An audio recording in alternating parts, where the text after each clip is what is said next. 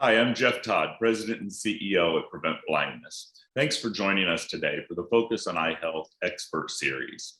Today, joining us, we have Dr. Stephanie Marioneaux, a practicing ophthalmologist out of the state of Virginia. Dr. Marioneaux is also a member of the Prevent Blindness Board of Directors.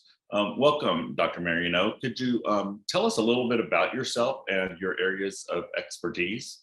Okay, well, thank you very much for having me, first of all. And it's an honor to serve on the Prevent Blindness Board. I really am enjoying it. As he said, I am a cornea specialist. I went to Harvard Medical School and Harvard College, and I completed my ophthalmology residency at the Wills Eye Hospital in Philadelphia, where I stayed to do a fellowship in cornea and external diseases. And so some of the things that we learned about in great detail was the dry eye. I have been in private practice for over 25 years in Chesapeake, Virginia, and I'm happy to answer any questions about dry eyes. Wonderful. Well, as you mentioned, we are here today to talk about dry eye because July is Dry Eye Awareness Month. It's something that we want to expand awareness about throughout the month of July. So could you explain to us a little bit about what dry eye actually is? Yes, the dry eye is actually a spectrum of diseases. I think initially the lay public as well as the physicians thought that dry eye was simply you take some artificial tears and you're cured. But we have learned that it is actually very complicated, and there are many things that are associated with the dry eye. It is not just about a bottle of tears. As an ophthalmologist, the eye doctor who went to medical school, we like to evaluate everything because the medications that you're taking, believe it or not, if you're on certain high blood pressure medications, if you are on medications for allergies, if you are on antidepressants, if you are on a number of other medications, believe it or not, they can contribute to the dry eye. If you are in certain environments, if you've got ceiling fans, if you're staring at computers all day, if you're reading or driving, that can also contribute to the dry eye. So there are external factors that are involved as well as things that are involved in the human body. For example, if you have certain collagen vascular diseases, meaning certain types of arthritis, such as lupus or Sjogren's disease, or even thyroid disease can be associated with the dry eye. So it actually is a bit more complicated when you consider other factors.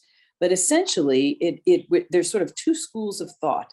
One is that the eye doesn't make enough tears, and that may be where some of the medications come into play, that they would decrease the tear production. The other school of thought is that the tears evaporate too quickly. And the end result is that the eye, which should be covered and protected with a layer of tears all day and all night, is suddenly exposed to the environment. And that's what triggers the symptoms of dry eyes. And because the symptoms are so diverse, many times patients don't put it all together that because the eye burns, that's a symptom of a dry eye.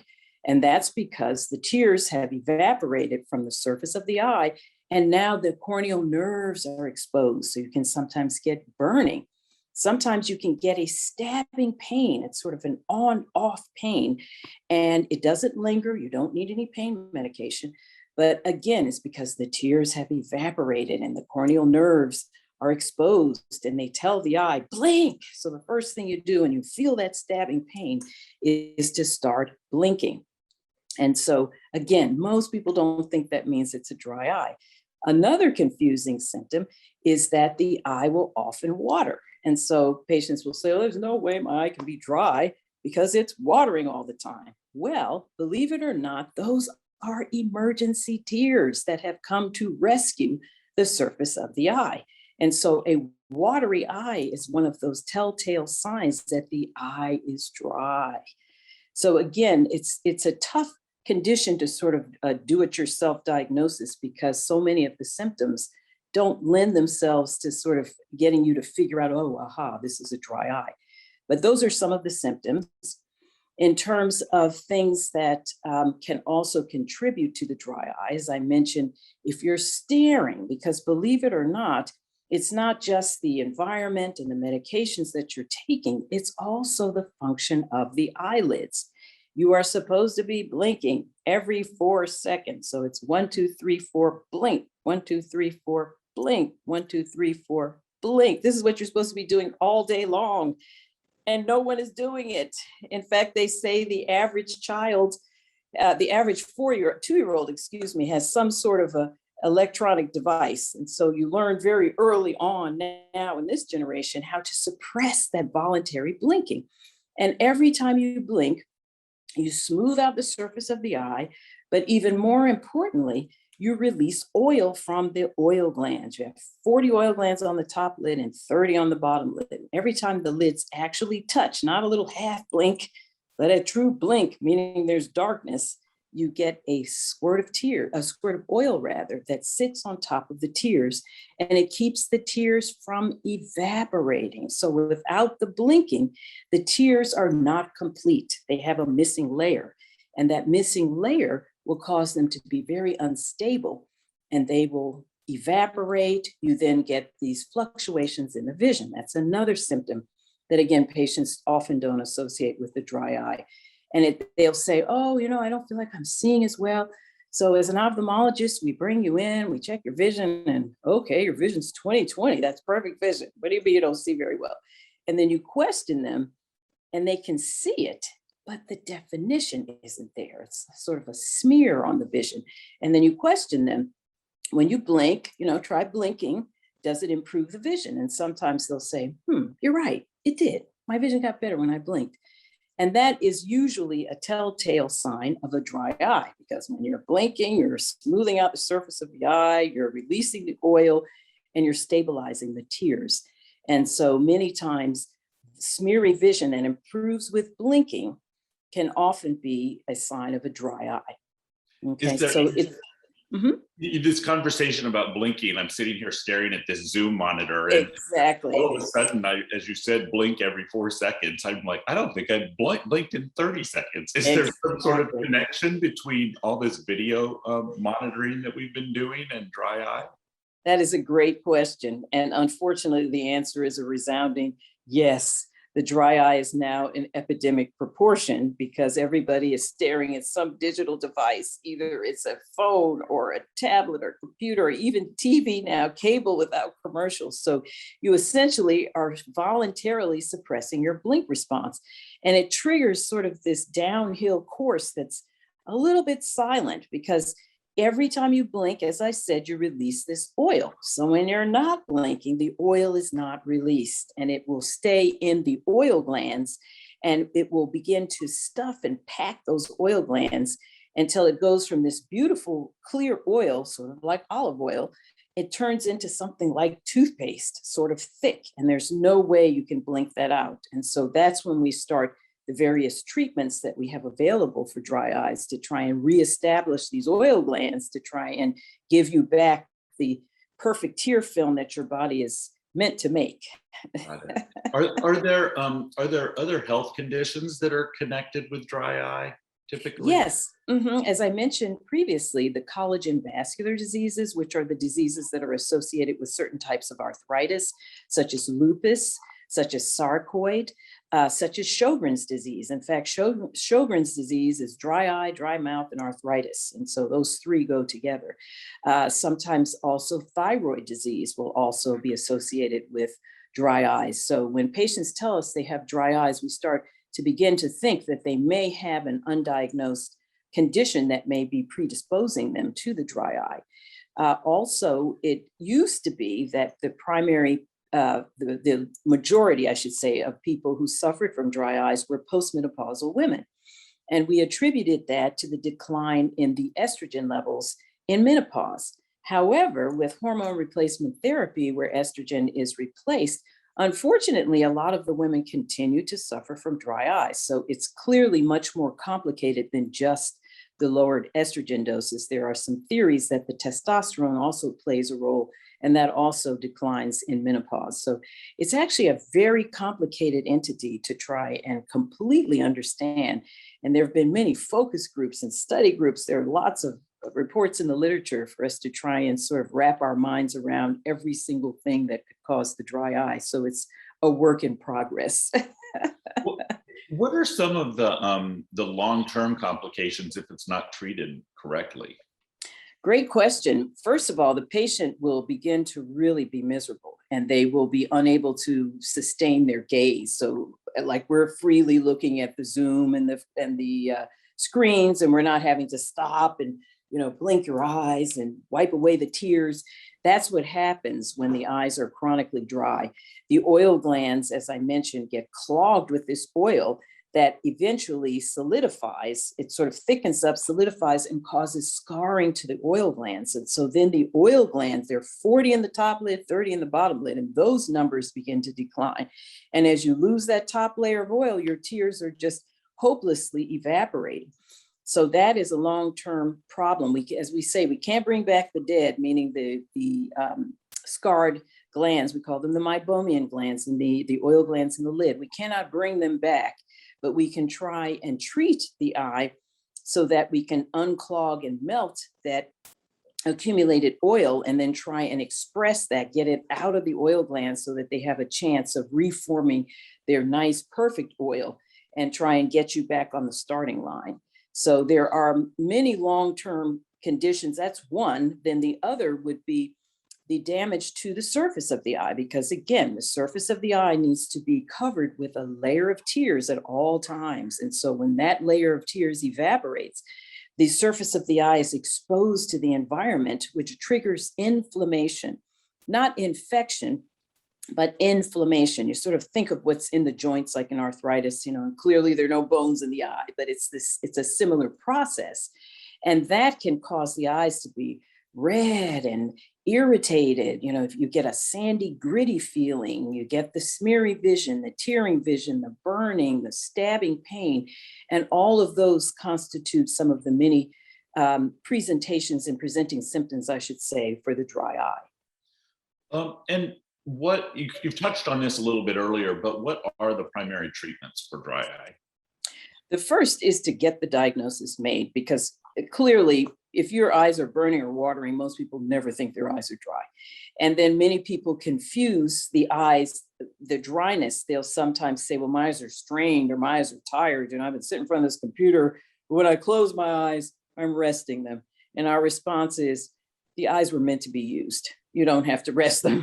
When you are closing your eyes, you're actually re-moistening them. So again, the dry eye is often overlooked as a diagnosis. So once you get in to see your ophthalmologist and you are evaluated, there are many things that we can do depending on the type of dry eye that you have. If your dry eye appears to be more inflammatory, meaning you have a decreased tear layer, your tears are quite thin, then there are prescription medications that are currently available that will decrease the inflammation, not infection, but inflammation on the surface of the eye and try and jumpstart the production of your tears. So it will allow the eye to produce the tears that it can. So it is important that these medications are started in a timely manner before all of the necessary equipment that the eye needs to make the tears has been destroyed or damaged. So that's one medication. There is another medication that will help with the inflammation. It just decreases the inflammation. It doesn't necessarily promote the production of tears, but it decreases the inflammation, which again will allow the eye to begin to resume its normal function. There are therapies that are targeted towards the meibomian glands, the oil glands in the lid. With every 4-second blink, you're releasing that oil. And so using heat, we recommend that patients use heat for it. In order for it to be meaningful, as I tell my patients, it has to be 20 to 30 minutes. So this nice hot washcloth is simply an it's a waste of your time. It's not doing anything, and you're getting tap water in the eye, and tap water is very dangerous. Believe it or not, there's an amoeba in it that can burrow into the eye. So we discourage you from putting tap water in the eye, swimming in contact lenses, wearing contacts in the shower. Tap water is not your friend. Only if you have sort of a terrible caustic substance like bleach or something, then immediately you need to dilute it. But just a regular get up and splash your eyes, no, please do not do that. So there are really only 3 prescription eye drops on the market that are currently approved for dry eyes. But the oil glands, as I mentioned earlier, you can use heat, You can use hot spoons, you can use some of the masks, but it's 20 to 30 minutes of sustained heat. Not enough to burn the skin, but enough to feel warm and to hopefully begin to melt some of the oil. It will melt the oil, but it won't take that clogged oil out. So there are treatments that will not only heat the lid, but with thermal pulsations, they will clean out those oil glands that are stuffed with oil. And there are a few manufacturers of that device and that treatment, and that can be done in the office. There is also a laser treatment that was discovered by dermatologists who were using that laser for acne rosacea. Acne rosacea is, if you remember, who was the guy who had the big nose? I can't remember his name, but anyway, W.C. Fields. W.C. Fields was our textbook person with acne rosacea. He had a big nose, red cheeks, and red chin. And so in the treatment of that with this laser, they noticed that patients who also had the manifestations of acne rosacea in the eye improved. And the dry eye is actually sort of in the spectrum of that, because the meibomian glands that get clogged in dry eyes also are affected in acne rosacea. So that laser treatment has been found to be very helpful in liquefying some of that oil and really treating those blocked oil glands. So that is also a current treatment that's available. So it sounds like with dry eye, as with so many other eye health conditions, the key really is early detection and adherence to your provider's treatment plan. Mm-hmm. And blinking. And blinking. That's key. I can remember that one. That's exactly. I tell patients who are on computers all day, I say, you need to put a sticky on your computer that says blink. So that when you take a break, I tell them when you're downloading something, you're waiting for the website to appear, do your blinking exercises. 1, 2, 3, 4, blink. 1, 2, 3, 4, blink. 1, 2, 3, 4, squeeze, which squeezes the oil out of the oil glands. So, of course, that's usually met with laughter. So I hope they will do it. Well, I'll tell you what, I'm gonna put my blink sticky note up right after. All right. But, success. Yes. It's just so important. I think you just reminded us of many reasons why it's important that July is Dry Eye Awareness Month. This is a condition that a lot of people just don't know enough about, both those living with it and those who aren't. As we wrap up, is there anything else you'd like to say about dry eye or eye care in general?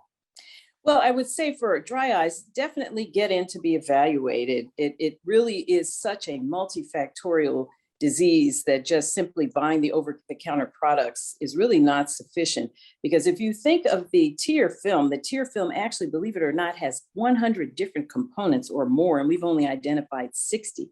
So when you get the artificial tears, they are helpful, but they are not the true story. And you want to be evaluated to see if you have any underlying diseases, if there's any malfunction of your lids, if there's something going on with the oil glands, if you would benefit from any of the prescription medications, and to see if you have any injury to your eye that needs to be addressed, because you can actually have some corneal melting in very severe cases. You can have abnormalities of the eyelids that can contribute to the dry eye.